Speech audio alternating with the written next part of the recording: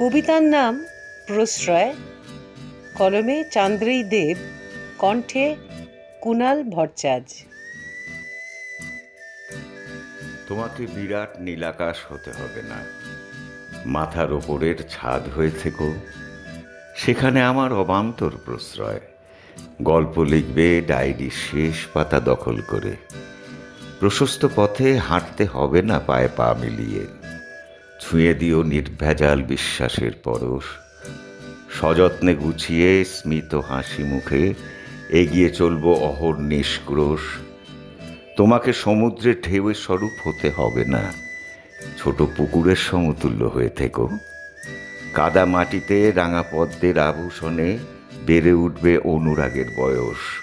ক্লান্ত দুপুরে রজনীর প্রহরে দেখা হবে তোমার সাথে কাব্যময় জগতে। বুনতে থাকা অলীক কল্পনার সাম্রাজ্যে পিথাগোরাসের উপপাদ্যের মতো নিখুঁত হতে হবে না তোমায়। তুমি নীরবে ফুলে ভরা কবিতা হয়ে থেকো। ভুল শুধরানোর অজুহাতে কেটে যাবে তোমার আমার জীবনের অধ্যায়।